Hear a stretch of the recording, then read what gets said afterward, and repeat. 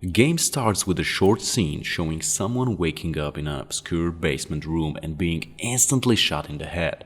In this game you can choose to play Jill or Chris, and they have a bit different storylines, but many parts of the campaign are common, so I will explain the game from Chris' perspective. And if you want to see what happens if you play Jill, check out my other video. The game starts in Raccoon Forest, July 1998, with Alpha Team flying a chopper. They are searching for the missing Bravo team. There's been a wave of mysterious murders lately in Raccoon City. Many reports indicate families being murdered by a group of around 10 people and victims being apparently eaten. Alpha Team finds a crashed helicopter that belongs to Bravo. Inside, there are the remains of the pilot, who looks like he was attacked by wild animals. Alpha begins to search for others, and one of them is being attacked by mad dogs. Apparently those are not the normal dogs, and they start to chase the rest of the team. They find shelter in a mansion in the middle of the woods, but just 3 S.T.A.R.S members survive the chase: Jill Valentine, Captain Wesker, and Chris. Barry is missing. Soon they hear shots in the other room, and Wesker orders Chris to investigate, while he stays with Jill in the main hall. In the corridor he sees men eating someone's flesh. Turns out it's a zombie. Chris kills the zombie and goes back to Wesker to report, but he can't find neither him nor Jill. There's only a gun on the floor. Chris goes back to the eaten corpse and finds a videotape there. Upstairs he encounters more zombies and finds a golden arrow that helps him to open a tomb in the backyard, where he discovers a hanging coffin and 4 sculptures of masks on the wall. Chris goes through the balcony, where he is attacked by a zombie dog. He also spots someone sitting on a bench. It's a dead member of S.T.A.R.S, probably Team Bravo. But soon it wakes up and Chris has to fight. When he gets back to the mansion, he meets wounded Richard from Bravo Team and a girl who is taking care of him. Richard explains that the place is filled with monsters. He talks about a big snake that bitten him. He asks Chris for a serum, so he brings one from the room he found earlier. Richard loses his consciousness. The girl's name is Rebecca, and she helps Chris to get Richard to a safe place. Rebecca is a medic, so she informs Chris that she can help if he gets wounded. Chris leaves the duo and goes back to his investigation. He finds a death mask that will probably fit to the sculpture inside the hanging coffin room. He also finds more notes proving that this place was used to genetically experiment on animals. It's a diary of a man who was a keeper of the animals. He describes how he got infected with the chemicals they were using on them and slowly changed into a zombie. Then Chris finds a piano and plays a little piece, but Rebecca interrupts him. She recognizes the Moonlight Sonata and plays it. That opens a secret passage where Chris finds a golden emblem and Trevor's diary. Trevor was one of the people apart from Sir Spencer who knew the secret of the mansion. He writes he is concerned about his wife and daughter and that he is trying to escape from the mansion. Chris reaches the basement and bang! A giant snake appears. He manages to collect the last death mask and goes to the tomb and places them on the wall. That pulls down a coffin and of course a zombie pops out. Inside the empty coffin he finds a medal that he uses to open the door to the library. Wesker connects through the radio, warning Chris to stay out of the forest as there's a giant monster, but Chris does the exact opposite and goes there. He finds a small house with a fire burning in the chimney, but very soon a monster with chains on hands comes along and stuns him, but it doesn't eat him or do him any further harm, so when he wakes up he just runs away. Then Brad tries to make a radio contact. Chris tries to respond, but their walkie-talkie is broken. Okay, but who is Brad? He is the helicopter pilot who ran the other way when the team was attacked by dogs in the beginning of the game. Chris finds a pool and drops the water from it. It has a hidden passage to the other part of the mansion, where Chris is attacked by a giant spider. He reads more notes about experimenting with T-virus on plants, and one of them growing significantly. Also, there's something about an accident in the laboratory that made all the scientists go mad, and the place is flooded right now with chemicals and water, probably also affecting on the plant growth. Notes are signed by Henry Sarton. He also finds a corpse of the last survivor from the mansion personnel that hanged himself and a key to open a passage to the underground tunnels that look more like a military base than your ordinary basement. In a flooded room, Chris finds Richard. Also, a giant shark appears, but Richard pushes Chris away and saves his life. Chris manages to escape to the control room. He drains part of the water and then uses parts from the control devices to electroshock the sharks and kill them. Back in the mansion, Chris can't ignore the presence of a giant plant on the walls. Finally, he encounters Plant 42 and kills it. Then he meets Rebecca. He tells her that Richard is gone and takes the blame on himself. Rebecca is like, "Alright, I'm gonna go to my room now." And that's exactly what she does. Chris also finds Wesker. He says that he's separated with Jill and others to check the other part of the mansion.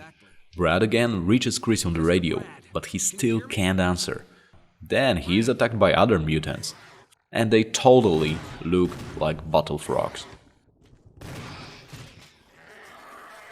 Later he finds a grave of George Trevor and some of his notes from 1967. He also finds orders from the security head of the place. Turns out everything was planned. Laboratory personnel deaths were supposed to look like accident. Someone planned to lure the S.T.A.R.S team into the mansion to make them fight against mutants, just to have a report on their combat abilities. Of course, the mutants, not the S.T.A.R.S. And the security chief was also responsible for taking samples of experiment objects, excluding the one named Tyrant. A giant snake strikes again, but this time Chris kills it for good. He finds some jewels and an entrance to the mine, where he meets Enrico. He thinks Chris is a traitor and points a gun at him. Enrico, wait! But someone shows up and shoots him in the heart. Enrico dies and Chris almost dies under a hidden trap. Then he finds this huge spider nest and an elevator that goes down to the mine. He hears a weird sound, and it turns out it's the chained monster again. He manages to overpass it and get to this disturbing place that seems to be the creature's condo, I guess. Chris steals a jewelry box and finds a family photo. On its back is written that George was terminated, while Jessica and Lisa were injected with a virus back in 1967. There's also a child's diary. She was separated from her mother during the experiment and the virus changed her. So when they meet back, she had a paranoia. That's not actually her mother, but someone wearing her face. So Lisa killed her mother and ripped off her skin, just to give her real mom her face back when she meets her again. So if you didn't figure it out yet, this is Lisa. Chris uses a brush to find a jewelry box back in the mansion and he hears Rebecca screaming. Turns out she is cornered by a bottle frog mutant. Chris saves her and kills it. Chris tells her to make a better judgment next time and leaves her, wishing her good luck. Chris goes back to the mine and meets Wesker, who is fighting with Lisa. Chris pushes down the huge stones and that opens a gate and Lisa's mom's grave at the same time. Lisa finds the skull of her mother and jumps down the platform. Wesker says he will investigate further and Chris uses metals he found earlier to drain the fountain. Underneath it, there's a laboratory where Chris learns that the mansion is just a cover-up for the underground facility of a company named Umbrella Corporation. Umbrella experimented with viruses to create bioweapons that ended with discovering a T-virus that turned subject into an angry, deadly beast. He also finds equipment to watch the tape. It's a bit disappointing as it's just a POV scene of Kenneth getting killed by a zombie. But Chris also finds a projector and a footage showing subjects of experiments, which most of them he already met, except the one named Tyrant. And at the end of this film, there's a photo of a group of scientists. And it turns out that Wesker is one of them. Other documents say that basically all the personnel was infected with the virus and half of it died already. The secret security patrol team that Umbrella sent to the facility was eliminated, so the research is in danger of public disclosure. The secret security patrol should ring a bell if you've seen the first Resident Evil movie with Mila Jovovich. Chris brings back the power while being chased by whatever this is. Then he meets Rebecca next to the elevator. They group up and meet Wesker. Wesker points a gun forward them and explains that he was always loyal to Umbrella. He also says that the place needs to be burned down along with all evidence of Umbrella experiments. So no hard feelings, lover boy, but you are an evidence. Then he shuts Rebecca and starts to admire the Tyrant. But the creature breaks the glass and stops Wesker with a giant claw. So he's definitely dead right now. Then Tyrant starts playing cat and mouse with Chris, but he manages to stop him with a shotgun. Thankfully, Rebecca is okay, so they leave the place, and she tells Chris that they need to blow the whole place up, and she is going to start a self-destruct sequence. Chris tries to find a way to the surface while Brad on the radio informs that he is waiting on any survivors near the landing pad right now.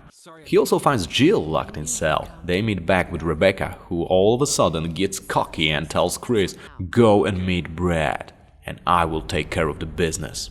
While Chris is trying to send Brad a signal, Tyrant shows up.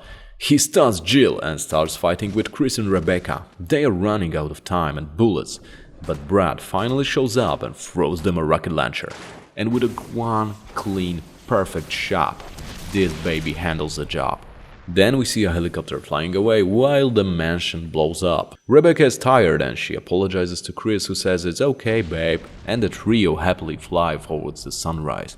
But you can see that Jill and Chris kinda like each other. But wait, there's more. This game has a multiply endings possible, so depending on whether you save Jill or not. If you don't, of course, Jill is not on the helicopter and the ending sequence, and Chris just flyaways with Rebecca. There's also this part when mansion blows up. That might not happen if Rebecca doesn't start the self-destruction sequence. But anyway, this is the best possible ending and probably canonical one. So that's how the game ends.